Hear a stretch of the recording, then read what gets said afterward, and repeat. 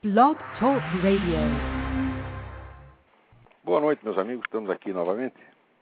Eu queria começar aqui dando um aviso de que o Farol da Democracia vai realizar aí 2 encontros. Um no dia 6 em Porto Alegre, outro no dia 7 em Florianópolis. Isso aí é sob a direção do estudante Conrado Machado. Então, em primeiro lugar, queria parabenizar aí o Farol da Democracia por essa iniciativa e avisar quem estiver interessado em participar, então dê uma olhada no site www.faroldademocracia.org. Também queria agradecer aqui ao Túlio Borges, que me envia o artigo sobre o Orson Welles que ele publicou no Jornal do Brasil. Então, parabéns, Túlio. Um crítico de cinema que sabe escrever é hoje uma raridade, né?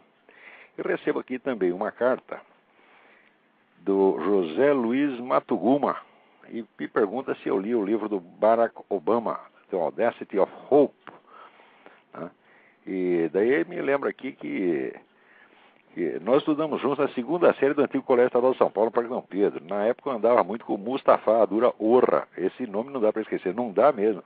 Eu não tive mais notícia do velho Mustafa, espero que esteja bem, né? Mas de fato um sobrenome como esse, Orra, a gente não esquece jamais. Então, Zé Luiz, é o seguinte, eu não li o livro do Barack Obama, mas li vários discursos dele, né, e tenho acompanhado mais ou menos a carreira. O sujeito, ele realmente ele não fala nada, ele é um verdadeiro sabonete, né? Não dá para saber o que ele pensa, se é que pensa alguma coisa. É uma figura de uma neutralidade, de uma inocuidade surpreendente, e é justamente esse um dos motivos do sucesso dele, porque ele, como não se compromete com nada, ele dá um ar de ser uma pessoa inofensiva, né? Eu não creio que ele tenha muita chance nessa corrida presidencial, e acho que quem tá certo, quem disse a coisa certa é o Fidel Castro, se é que o Fidel Castro não transmitiu essa mensagem do além, quando disse que ele devia ser o vice na chapa da Hillary. Se eles de fato juntassem forças, poderiam até conseguir alguma coisa. Mas o Barack Obama, eu acho que por si mesmo ele não vai longe, não. O pessoal, sobretudo, vai começar a espremê-lo, exigir tomada de posição numa coisa na outra, e esse negócio de tomar posição não é muito com ele, não. Então é isso aí, Zé Luiz. Um abração, e se encontrar o Mustafa, mande minhas lembranças. Muito bem, vamos ver o que nós temos aqui de novidades. Eu queria primeiro comentar uma coisa aqui que eu vi lá na petição em favor do Quartinho de Moraes, né? O inchaço das assinaturas diminuiu consideravelmente. Quer dizer, nos primeiros dias foi uma enxurrada. Agora está vindo, de vez em quando pinga uma assinatura nova lá, e uma das últimas foi a da Pamela Satter, que é dirigente aqui do Partido Comunista dos Estados Unidos. Tem outro camarada do Partido Comunista da Grécia. Assim, parece que o negócio mexeu com todos os comitês centrais do mundo, né? Agora, o bonito é o seguinte, é que quando apareceu aquela coisa, eu decidi dar um pouco de corda pro peixe para ver até onde a palhaçada chegava. Chegou longe, chegou na Grécia, chegou nos Estados Unidos, etc, etc. Só tinha um detalhe aí que ninguém parece ter percebido desde o início, que é o seguinte, que a informação que gerou todos esses sentimentos ofendidos não foi dada por mim, foi dada pelo próprio Quartinho de Moraes. E foi ele que, na entrevista ao jornal da Unicamp, disse literalmente que foi condenado por causa da ação terrorista que matou o capitão Charles Rodney Chandler, né? Ele disse isso porque ele estava falando com uma plateia de estudantes, estudante é tudo comunista mesmo, então ele, para querer se fazer de gostosão, tá certo, disse que foi condenado por um ato terrorista. Tá certo? Daí eu divulguei o negócio. Se ele for condenado por um ato terrorista, evidentemente é autor do ato. Então é claro que é assassino. Daí divulguei a informação, e daí o homem ficou muito bravo, disse que aquilo era uma mentira deslavada. Só para cá, mentira deslavada a sua, Quartinho, você que fica querendo bancar o heróizinho da guerrilha, né? Daí quando eu divulguei a coisa para um público maior, que não tem necessariamente as mesmas simpatias dos estudantes pela guerrilha, daí o homem se sentiu apavorado. Tá certo? E convocou os amigos, né, para defendê-lo, né?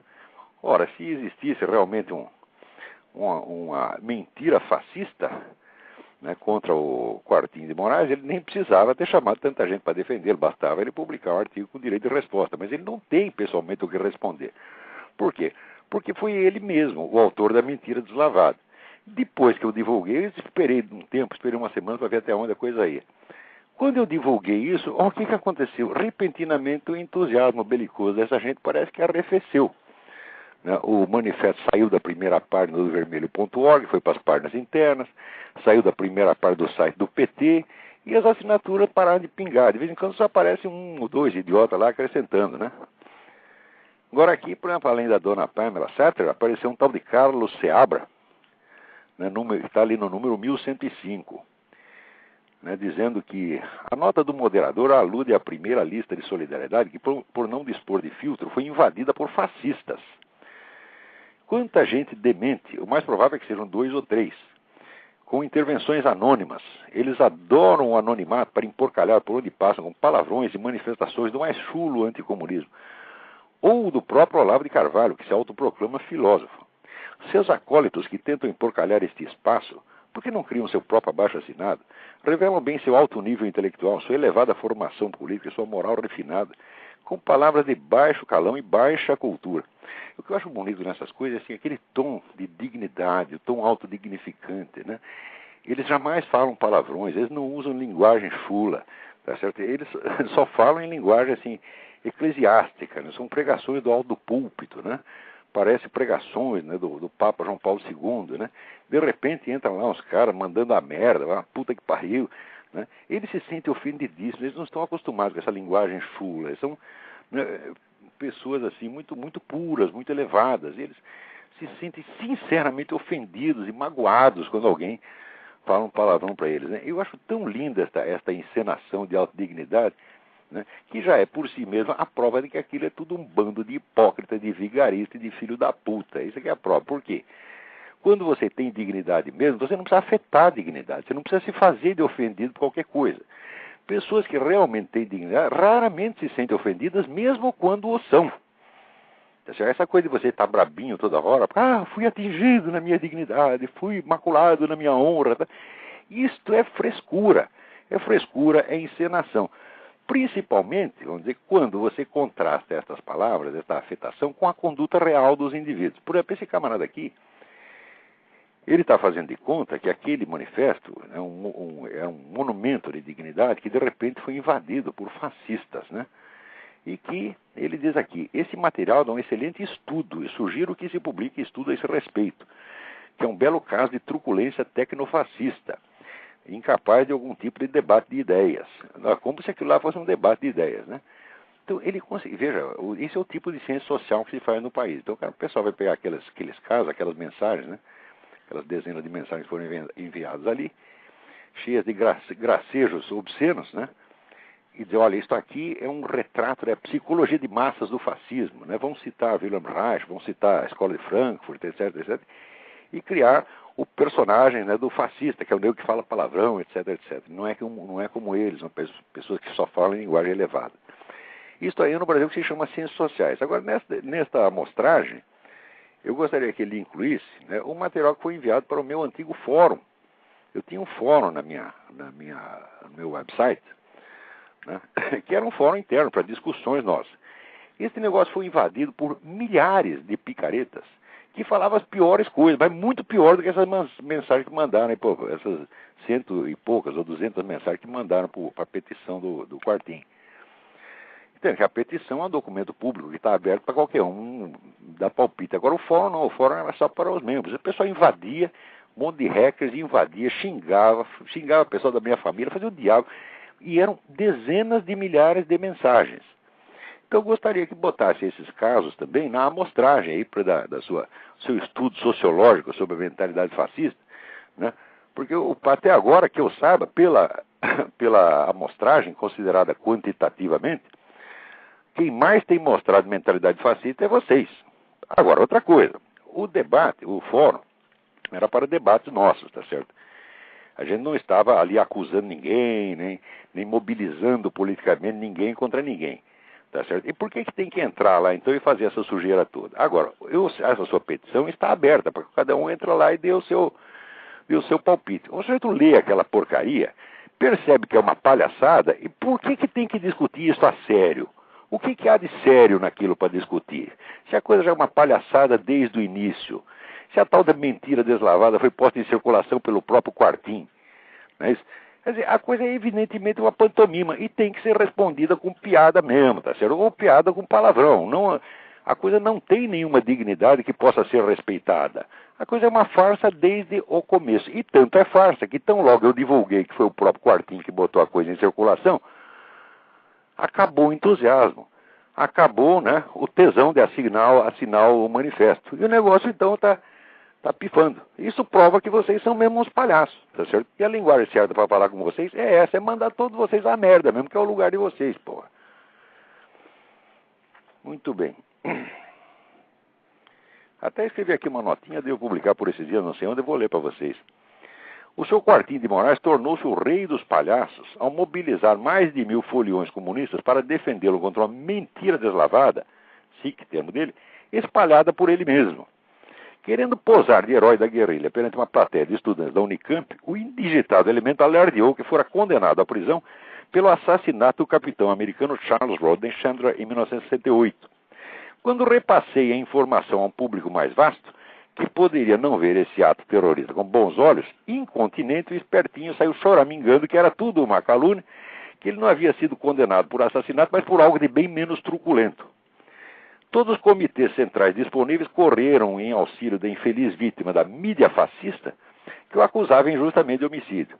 Produziram às pressas um manifesto intelectuais, o gênero literário mais cultivado nesse meio, com o apoio de ministros de Estado, deputados, senadores, membros do Parlamento Europeu, 2 partidos políticos, Partido Político Brasileiro, porque no exterior tem mais algum, e mais de 1000 professores universitários, que acrescentavam às suas assinaturas os comentários mais pitorescos sobre a minha pessoa, acusando-me, em português hediondo, de ser um João Ninguém sem apoio nenhum e de ser um perigosíssimo agente da CIA respaldado por magnos poderes internacionais. Eles ainda não chegaram a uma conclusão, né, sobre se eu sou um sujeito absolutamente insignificante ou se sou um camarada de alta periculosidade.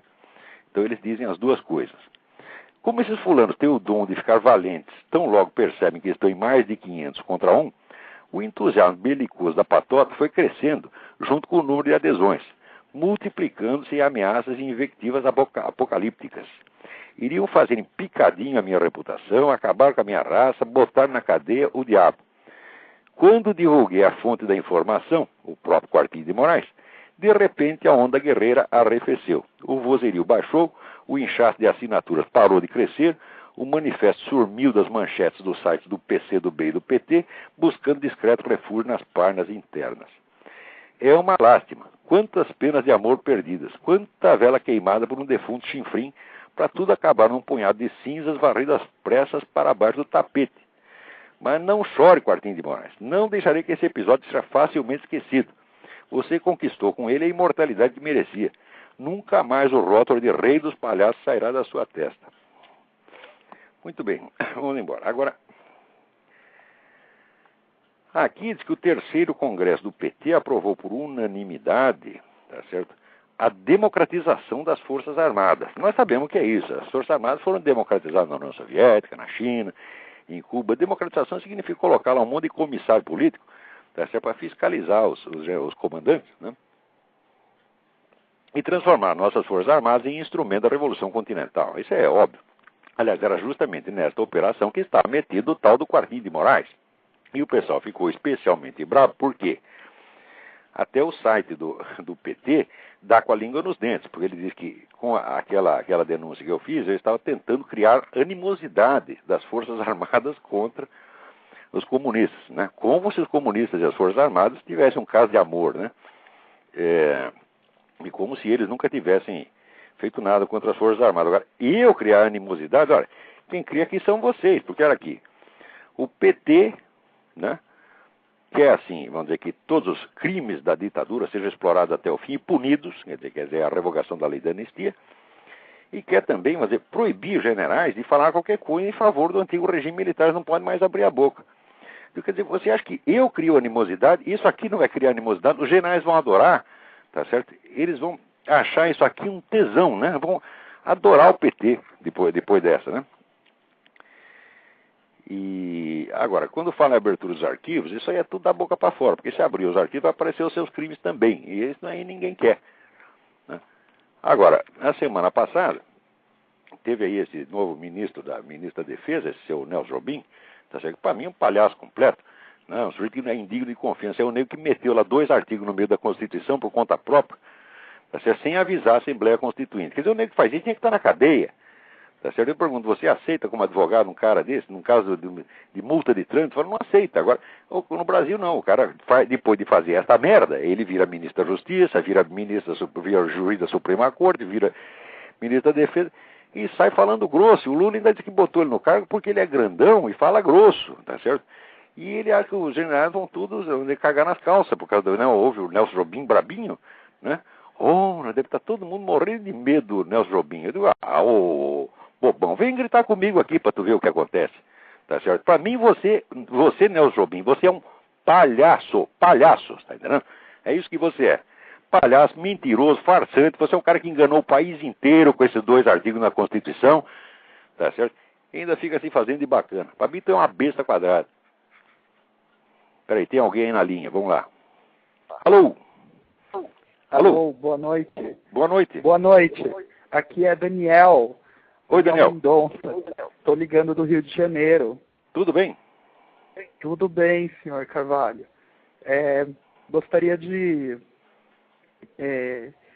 deixar uma mensagem para os ouvintes de que hoje em dia, quer dizer, eu descobri fazem 3 meses, existem cartões de ligação internacional que são baratos, você compra em bancas de jornais e pode falar por uma tarifa bem reduzida.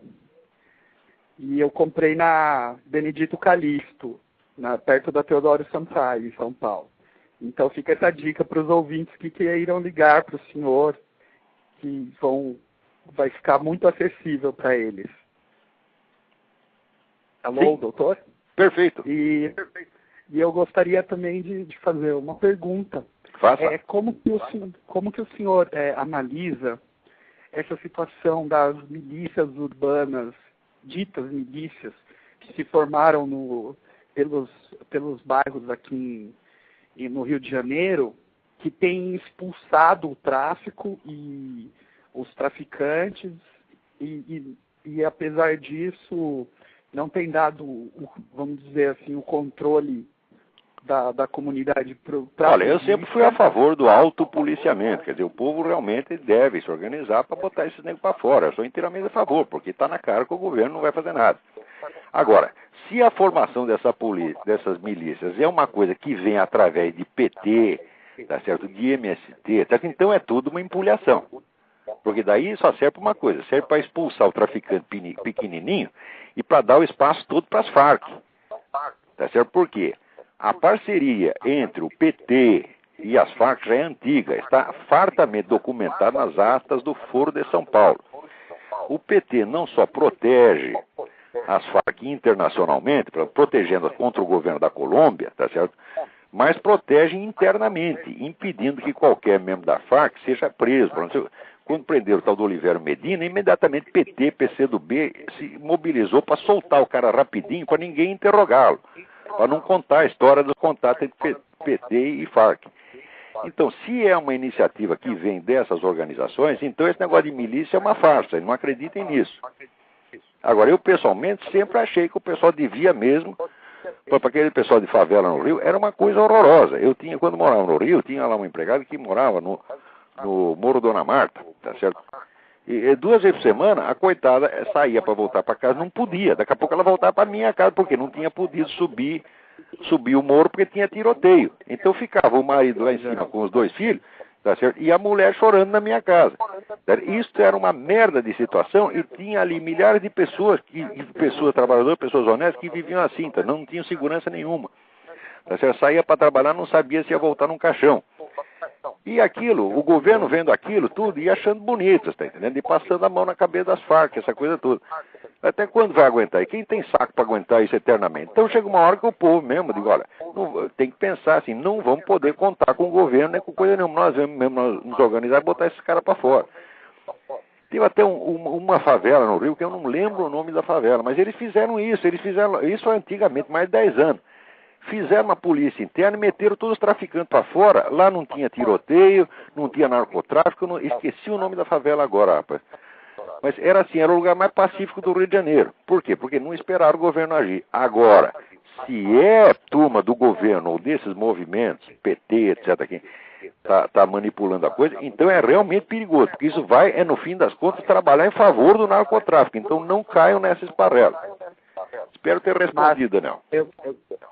Eu quero que o senhor deixe bem claro se essa ligação existente entre as milícias e a Revolução Continental é de fato algo que você tem alguma prova? Ou não, eu não sei, eu estou dizendo para você, eu não sei se é uma coisa ou se é outra.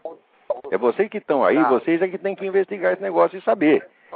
Se é uma coisa que veio realmente da população e para fins de segurança, é uma coisa. Se for uma coisa que foi soprada desde cima, por PT, por governo e tal, então não é para confiar. Tá entendendo? Então vocês é que têm que averiguar isso aí. Como seria essa investigação, senhor? Como é? Como seria essa investigação? Vocês aí que tem que fazer. Quer dizer, eu não sou eu à distância que posso dizer uma coisa dessa. Vocês é que tem que tirar essa dúvida. Eu não conheço as pessoas, não sei quem são os indivíduos que estão metidos nisso. Vocês aí têm muito mais condição de averiguar isso que eu. Mas eu acredito que mais cedo, mais tarde, a gente vai ficar sabendo disso aí. E a respeito das denúncias que têm sido feitas na mídia dessas milícias, tem dito que elas, na realidade, estão expulsando o tráfico para assumir o controle e fazer uma cobrança de proteção da população. Eu não sei esse detalhe, mas eu acho que se o sujeito organiza, vamos dizer, uma polícia local com risco próprio, quer dizer, ele mesmo assume a defesa da comunidade contra isso, eu acho inteiramente justo que as pessoas dêem algum dinheiro para ele. Eu não acho errado, não. Agora, se o cara começar a extorquir, cobrar a força, tá bom, daí é bandido ele também, porra. Agora é isso aí, Daniel. Deixa eu passar, tem mais gente na fila aí para falar. Claro, doutor. Um abraço. Um abraço, tudo bom? Muito grande. Bom, vamos lá. Agora aqui, peraí, tem mais gente na fila, vamos lá. Alô? Alô? Olavo? Sim. Oi, professora. Carlos, do Rio de Janeiro. Oi, tudo bem? Tudo bom. Você não lembrava o nome da favela e eu quero falar aqui porque ótimo. É importante que não haja essa confusão. Ótimo. O nome dessa favela é Vila das Pedras e ela está pacificada há mais de 12 anos. Vila das Pedras. Então, parabéns para a turma da Vila das Pedras. É assim mesmo que Vila se faz. das Pedras, os moradores se uniram e debaixo de pau botaram a cachorrada do tráfico para fora. É assim que se faz, pô. É assim que se faz. Claro que isso tem um custo. Custo esse que a gente já paga para o governo através de um imposto altíssimo. Claro, já paga o imposto para o governo e ainda tem que fazer a polícia privada, tá certo? Para fazer o serviço que o governo não faz. No Brasil a gente acredita que tem universidade pública, mas a gente paga 40% por ela e ela é, na verdade, escolinha de terrorista. Mas é isso mesmo. A gente acredita que tem saúde pública, mas pelo que a gente está vendo só tem CPMF, saúde pública não tem. Então, mas é exatamente isso. Você não tem o direito, devido ao Estatuto do Desarmamento, de simplesmente, como você mesmo comentou, professor, a questão do ex-presidente da VASP, o cara foi preso porque tinha um revolvinho em casa. Então você não tem esse direito. Então você tem que ser pato gordo, esperando eles te darem um tiro na cabeça. É isso mesmo.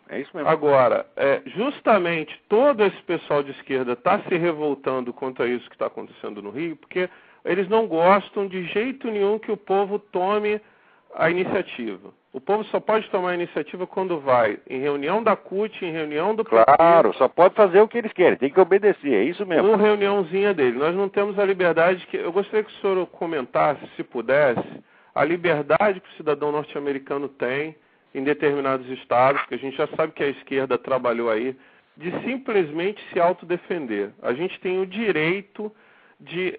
eu fico ouvindo esse discurso de que quem reage morre porque tem uma estatística...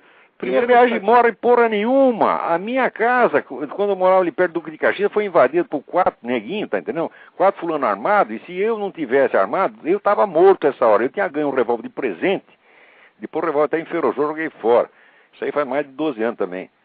Se eu não tivesse armado, eu estava morto, entendeu? Quer dizer, como é que é isso? Daí depois avisei a polícia levou 1h30 para chegar lá. Quer dizer, quando a polícia chegou, os ladrões já estavam em Mato Grosso. E segundo, como é que é isso? Quem reage, registra, porque sabe também que não vale a pena, né? Ele vai registrar para quê? O cara acaba tendo também o nome certinho de quem reagiu e isso pode até gerar uma vingança. Então, você arruma dor de cabeça desgraçada. Quer dizer, eles não, eles logo estão na rua. Agora se você reage, está ferrado. Eles não tem nada para perder. Liguei porque eu acho que nós brasileiros temos direito, isso é um direito que foi tirado da gente, de reagir e de até morrer reagindo. O direito ilegítimo, inclusive de morrer, mas sem sombra de dúvida. Sem sombra de dúvida. Quer dizer, tem não só o direito, mas tem o dever. Porque os outros sujeitos têm família, por exemplo, eu estava lá, estava eu, minha mulher e 2 crianças pequenas. Eu vou fazer o quê? Vou enfrentar 4 sujeitos a tapa? Tá pensando que eu sou o quê? O Mike Tyson? Mas não vai dar, pô. Então, se não tivesse armado, estava morto. Com certeza. Então é isso aí, Carlos. Hoje é extremamente burocrático e extremamente caro que você... Leva meses para você obter uma licença. Leva meses. Agora aqui não, você vai na esquina, compra um revólver, volta com o revólver para casa. O sujeito ainda diz, o senhor não pode ter uma arma. Por que não pode? O senhor não pode, porque precisa ter uma licença de caça. Onde tira a licença de caça? Aqui mesmo. Daí o sujeito tira a sua licença de caça na mesma hora e te vende o revólver, você volta com o revólver no pacote para casa. É uma maravilha. Vamos tentar chegar a nado, que acho que vai ser a única saída. Então é isso aí, Carlos. Tem mais gente na fila aí. Vamos passar para outra pergunta. Obrigado. Alô? Alô? Alô? Parece que pifou a ligação aí. Alô? Alô, professor? Sim. Aqui é Frederico, de São Paulo, tudo bem? Frederico, tudo bem? Eu assisti o lançamento dos seus 2 livros, né, Realizações, e o senhor falou lá sobre as 4 fases de estudo, que envolve lá o copista, o compilador, o expositor e o autor. Isto. Aí eu gostaria de saber se o senhor poderia detalhar mais o que envolve essas atividades. Olha, aqui vamos dizer, o assunto é comprido, precisaria várias aulas para isso, mostrar como é que funciona. Mas, vamos dizer, a fase do copista é a fase de você simplesmente aprender a escrever e aprender a copiar corretamente um texto e tomar corretamente um ditado sem meter lá erro de português. Isso aí já é um desafio que está acima da capacidade de quase todos os professores universitários e jornalistas no Brasil. Os caras não conseguem escrever 3 linhas sem cometer 4 erros. É uma coisa horrorosa. A começar pelo seu Emir Sader e esses signatários do Quartinho de Moraes, então que você lê aquilo, vamos dizer, é um museu de horrores da língua portuguesa.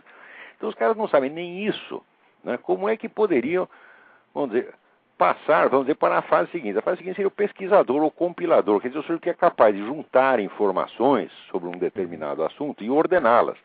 Eles não são capazes de fazer isso. Só não tem essa capacidade, né? Então, eu, por exemplo, eu não abro a boca sobre nenhum assunto sem ter me documentado e sem ter, vamos dizer, pelo menos 100 vezes mais informações do que eu estou dando. É por isso que esse pessoal sempre se dá mal comigo, porque eu falo uma coisa, reclamo, daí eu falo outra, depois tem outra. Quer dizer, eu sempre tenho um monte de coisa, eu estou informado, eu só abro a boca sobre o assunto que eu estou informado. Se eu não estou informado, eu digo, não sei, que é a frase que eles não conseguem dizer. Né? Parece que essas 2 palavrinhas, não sei, dói tanto que eles não são capazes de dizer. Quer dizer, o cara não sabe, mas continua falando, continua abrindo a boca, né? Então, essa segunda fase, que é o compilador, é o indivíduo que sabe se informar, que sabe pesquisar.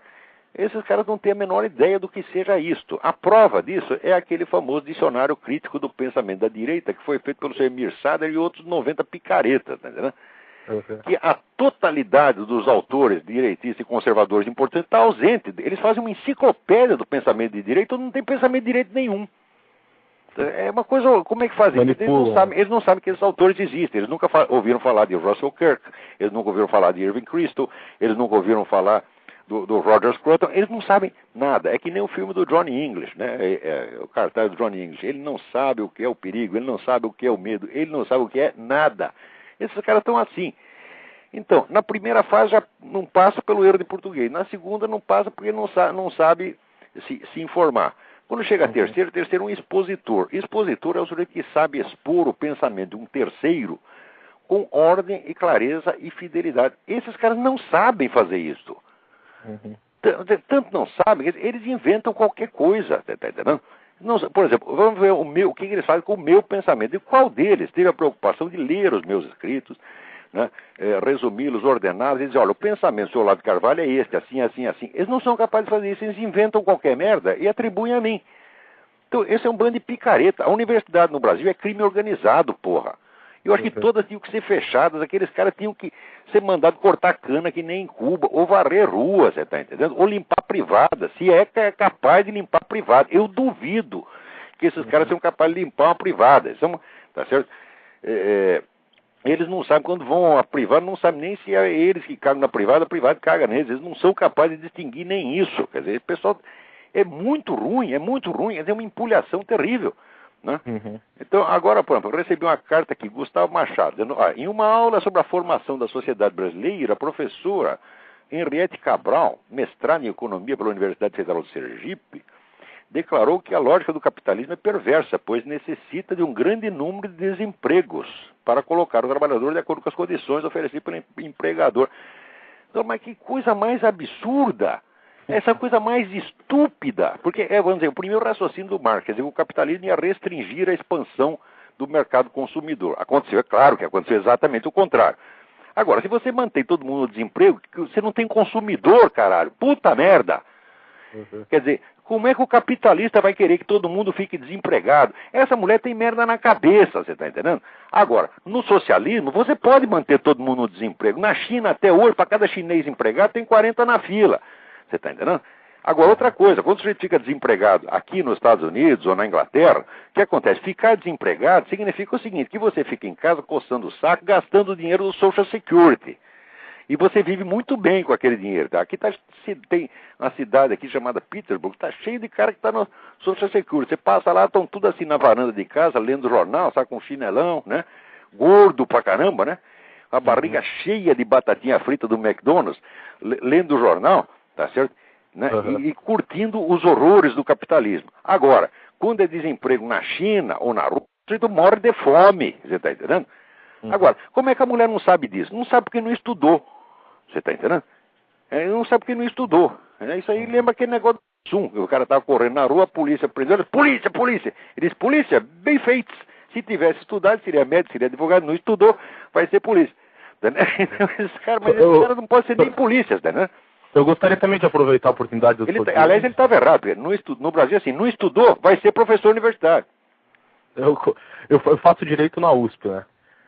Inclusive, eu presenciei a palestra, o debate do senhor com o professor Alaor, que achei. Você vê que aquilo é uma besta quadrada, é um semi-analfabeto. Como é que punha aquele jumento para discutir comigo, porra?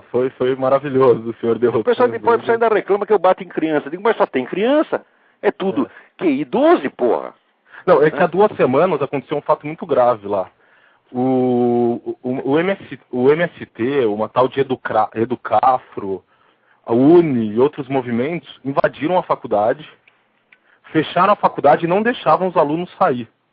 Dizendo que estavam fazendo uma manifestação em prol de cota universitária, entre outros objetivos. Simplesmente fecharam. O povo trabalhando para pagar imposto, tá certo? Para sustentar essas entidades, e esses merdinhos acham que a coisa é deles, que eles podem fazer o que quiser, entra lá e transforma aquilo num bordel. Né? Com apoio do centro acadêmico. Eles ocupam essas coisas, olha. A última vez que eu vi pessoalmente uma coisa dessa foi a ocupação da Faculdade de Arquitetura em São Paulo. Fecharam a Faculdade de Arquitetura, transformaram aquilo num puteiro. Você não podia abrir uma sala e só tinha suruba. Era isso que eles ficavam fazendo lá dentro, tá entendendo? Daí chegou a polícia muito amavelmente, mas amavelmente sem encostar em ninguém, carregou cada um, disse, olha, só vocês sentem no chão e nós vamos removê-los. Então, gentilmente, pegava aqueles garotos no colo e botava para a rua. Quando devia ter enchidas de porrada, que era o que eles mereciam, porra. Né? E daí, no dia seguinte, os caras saíram reclamando, violência policial. Violência policial conseguiu encarregá-los para fora. Para que eles usassem o prédio público como se fosse, né, o bordel particular deles. Esse pessoal tinha que estar na cadeia, esse pessoal horroroso, são fascistas, são nazistas, tá entendeu? Eles acham que eles mandam, fazem, acontece, eles não aceitam lei acima deles, tá entendeu? Justo.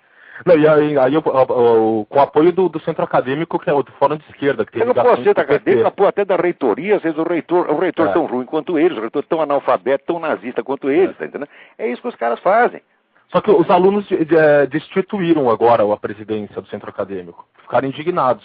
Mas é impressionante ver como as pessoas não têm consciência de que esses movimentos sociais são, em grande parte, ligados a esses partidos e movimentos criminosos. O movimento social é roubalheira, é picaretagem, é comer dinheiro público. Esse pessoal está bilionário com o dinheiro do governo, meu Deus do céu. Dinheiro que sai do bolso do povo, que sai da população que trabalha para alimentar esses vagabundos da CUT e do MST. Isso é uma vergonha, porra.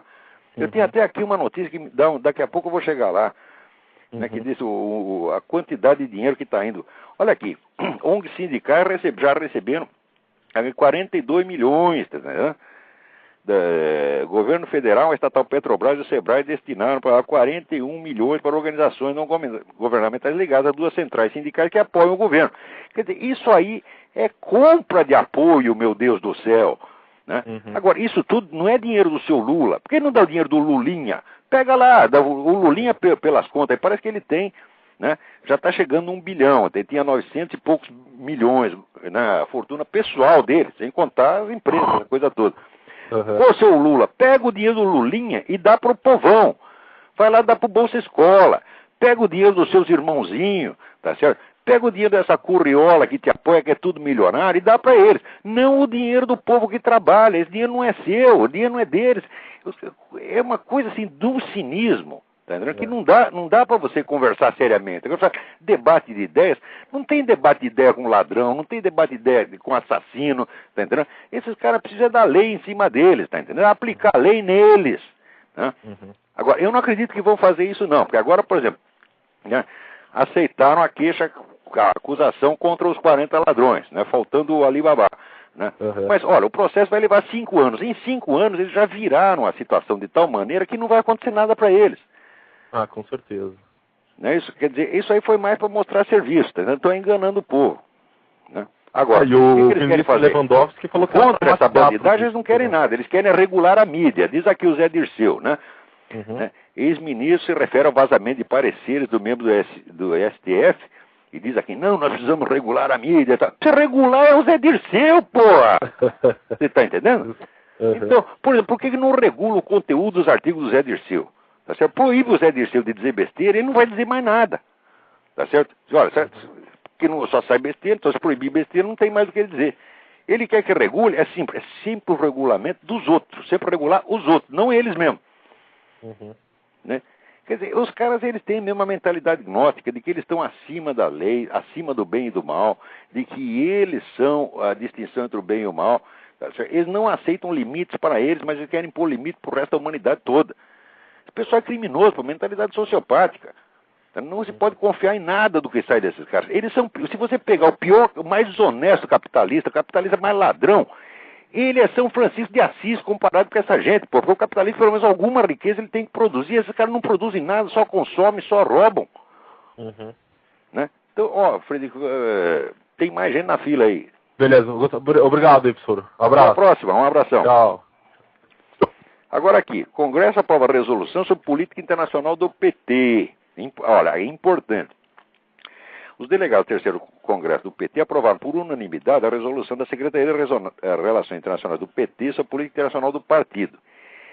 Entre essas prioridades, o Congresso apontou algumas fundamentais, como, por exemplo, realização do 14º e 15º Encontros do Foro de São Paulo em Montevidéu, no ano que vem, e na Cidade do México, em 2009. Atenção aqui, ó, aqui,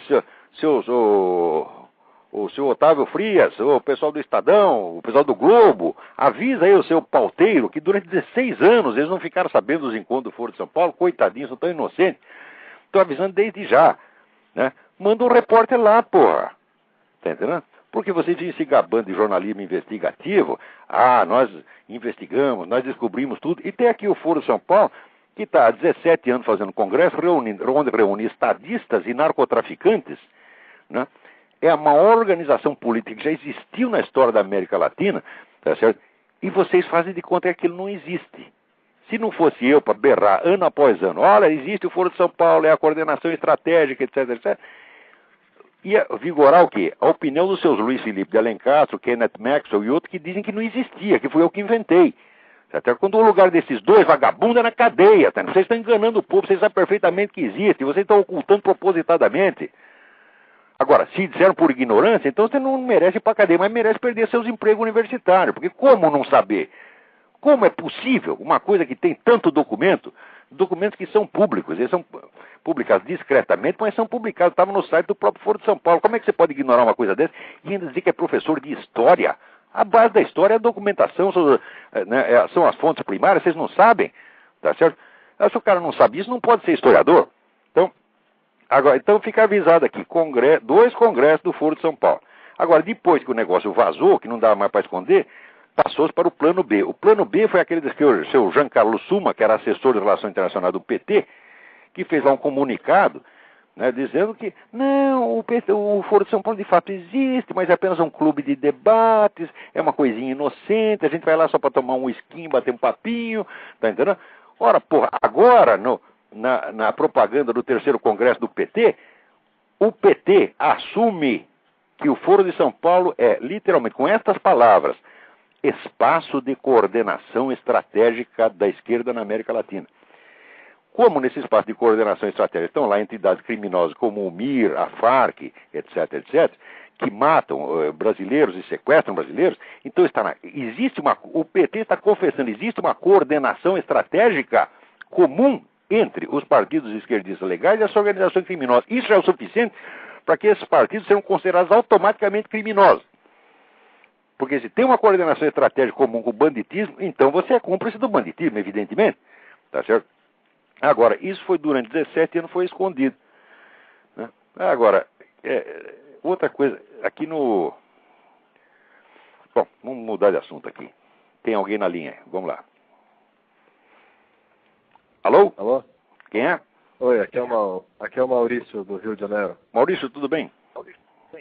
Oi, eu queria fazer uma pergunta para o senhor. Faça uma, porque o nosso tempo aqui é curto. Tá, tudo bem. Eu queria saber até que ponto que vale para uma pessoa que ainda está se formando, que não tem profissão, de lutar pelo Brasil e trabalhar aqui. Ou se é melhor ir trabalhar em um país mais desenvolvido e menos socialista. Olha, te dou um conselho, saia correndo. Tá certo? Hoje em dia, ser brasileiro é uma coisa que ninguém deveria fazer. Se isso lhe aconteceu, você não vai ter perspectiva aí, meu filho. Você vai para outro lugar. Quer dizer, inclusive, eu acho que o tempo até de reagir, de tentar quebrar esse esquema de poder, eu acho que já passou.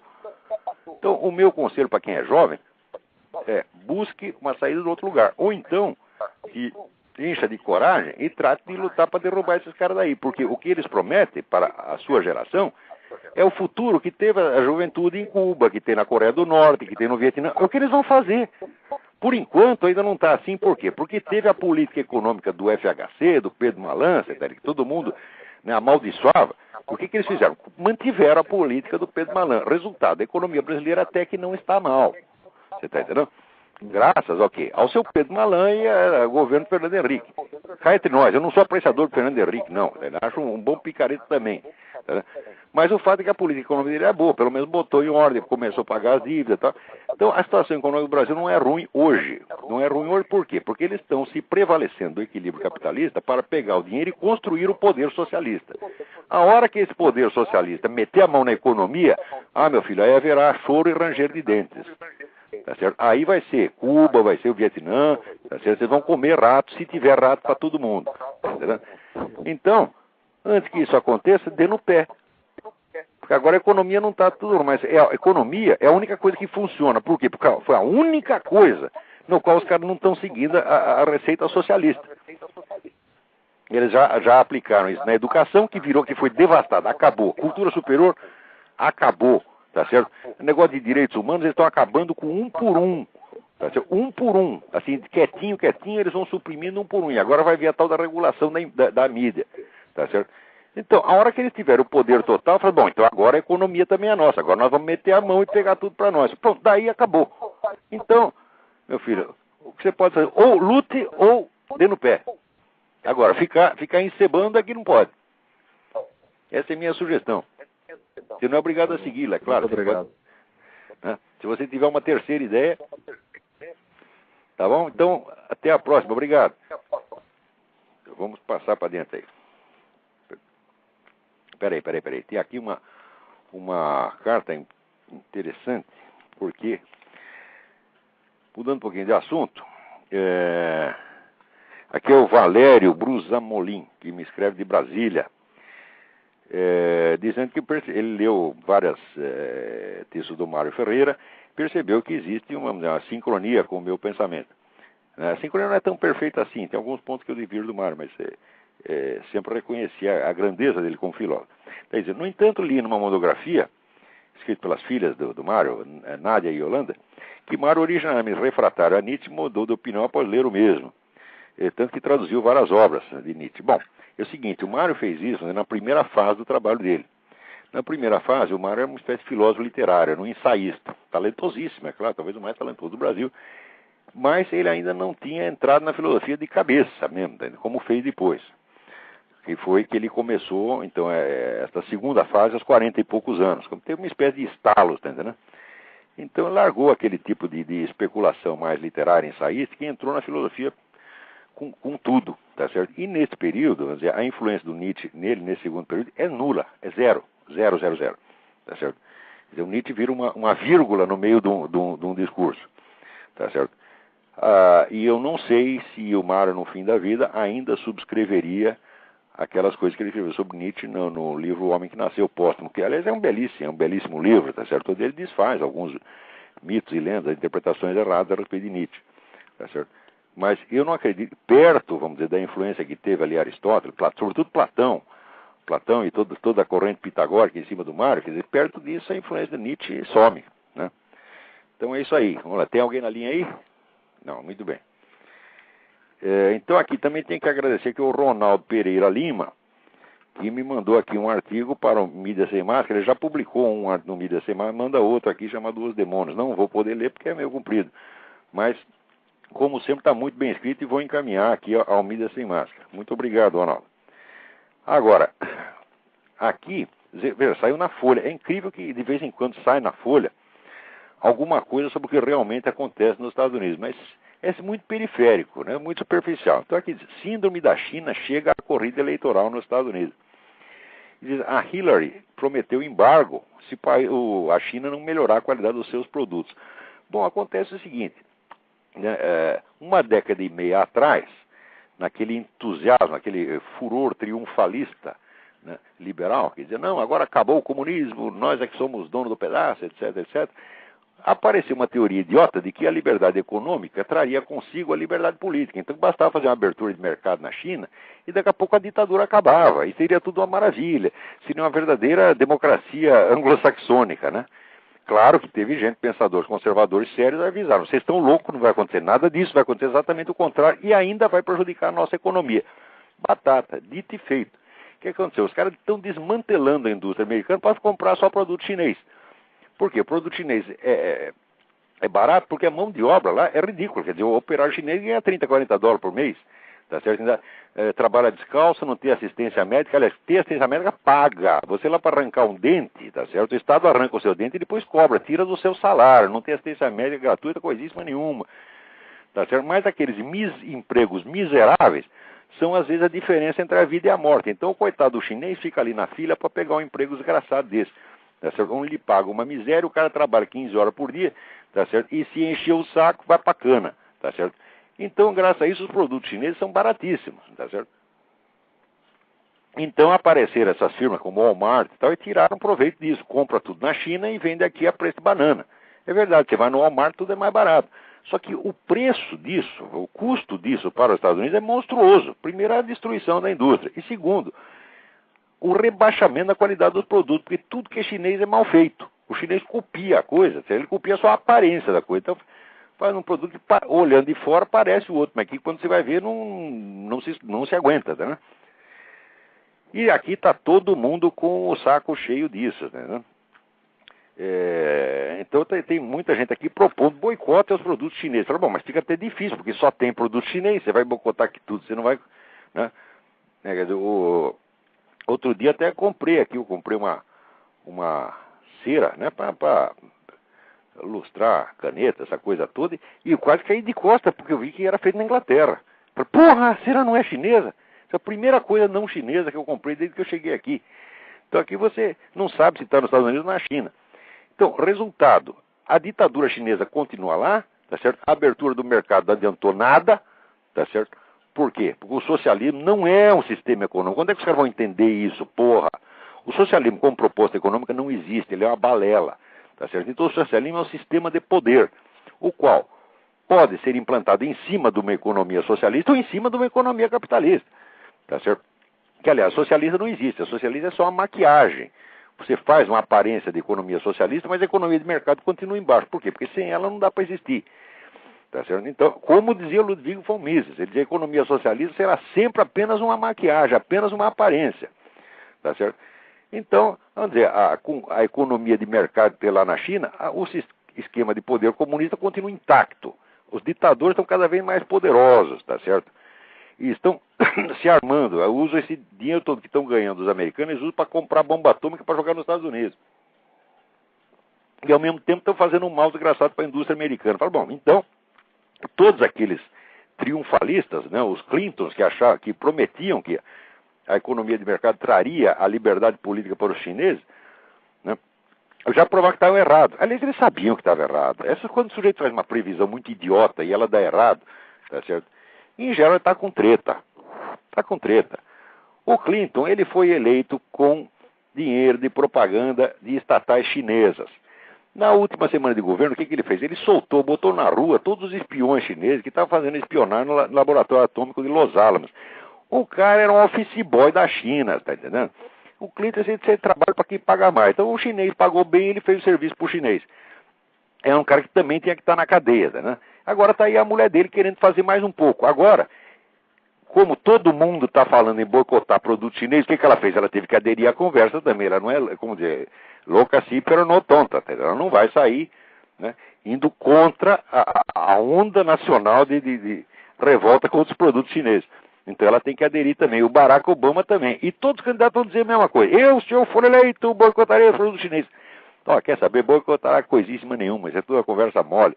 Você chega o chinês, mete uma propina no bolso do cara, ele faz o que ele quiser. Muito bem.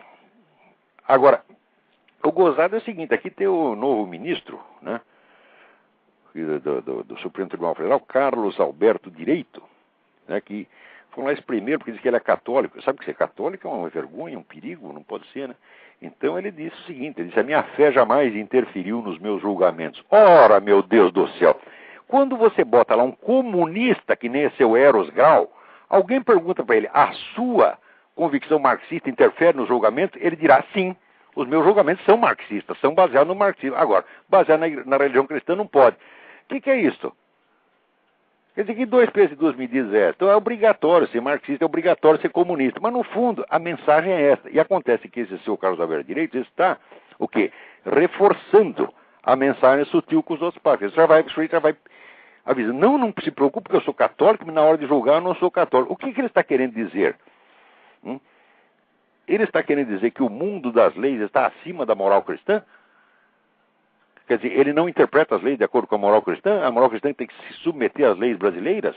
Leis que mudam toda semana? Leis feitas por gente como o seu Nelson Jobim? Ao contrário, seu direito ou seu torto. Você tem obrigação de julgar de acordo com a moral cristã. Essa é a sua primeira obrigação. Agora, se você só é cristão na hora de ir à missa, na hora de você julgar, você esquece disso, você vai julgar de acordo com a moral do PT. Ora, porra. Falar nisso aí, aqui o William Singh, né, me avisa, após muitos anos assistindo a missa tridentina escondido em casas ou na capela militar, agora os tradicionalistas poderão assistir na bela igreja da Ordem, uma das igrejas mais lindas da cidade, todos os domingos às 10 horas, com o coral de canto gregoriano da maestrina Maria Madalena Wagner. Isso é muito bom, quer dizer, isso é uma das coisas boas que esse Papa está fazendo, trazer de volta os tradicionalistas, que, aqui em Curitiba, foi uma das coisas boas que esse Papa fez, que é chamar de volta os tradicionalistas, que na verdade não existe tradicionalista, existe católico, esses caras eram católicos, os outros não eram, porra. Tá. Então, por ser católico, por permanecer fiéis à igreja de 2000 anos, eles foram perseguidos, foram escorraçados, 2 bispos deles foram excomungados, enquanto esse pessoal de teologia da libertação, o que fazia? O próprio Ratzinger, né? Para os tradicionalistas era excomunhão. Agora, por exemplo, Leonardo Boff e Frei Beto, etc., eles chamavam lá, passavam um pito, diziam, não, meu filho, não faça mais isso, fique quietinho durante 2 meses, depois você volta. Sempre passaram a mão na cabeça desses vagabundos. Agora parece que né, depois de eleito o Papa, o ex-cardeal Ratzinger acordou para a besteira que ele mesmo fez e está tentando consertar e trazer o pessoal fiel de volta. Muito bem. Aqui teve um caso também. Aqui tem o Jandir Passos, sou físico e oficial do Exército Brasileiro, e me pergunta, a ação da esquerda nas Forças Armadas está se intensificando? Já estão cooptando militares como fizeram em 64? Não é como fizeram em 64, Jandir, é muito pior. Eles conseguiram, por exemplo, transformar a Escola Superior de Guerra numa caixa de ressonância da propaganda revolucionária latino-americana. Tá certo? Se você pega a própria revista da ESG, tem lá gente fazendo análise que é assim, que é vamos dizer, a palavra do Hugo Chávez copiada, tá entendendo? E aí se você espreme, os caras dizem, não, nós não somos comunistas, nós somos apenas nacionalistas. Ser comunista ou não ser comunista, subjetivamente, é besteira sua, ilusão sua. As ideias só têm importância na cabeça de pessoas que têm ideias. Vocês não têm ideias, vocês são apenas caixa de ressonância. Então não importa o que você pensa, importa o que você faz. Então, esse pessoal pode não ser comunista subjetivamente, mas objetivamente é assim. Muito bem, e com isso terminamos aqui, acabou o nosso prazo. Né? Então, muito obrigado a todos e até a semana que vem. Nosso prazo. Né? Então, muito obrigado a todos e até a semana que vem. Nosso prazo. Né? Então, muito obrigado a todos e até a semana que vem. Nosso prazo. Né? Então, muito obrigado a todos e até a semana que vem.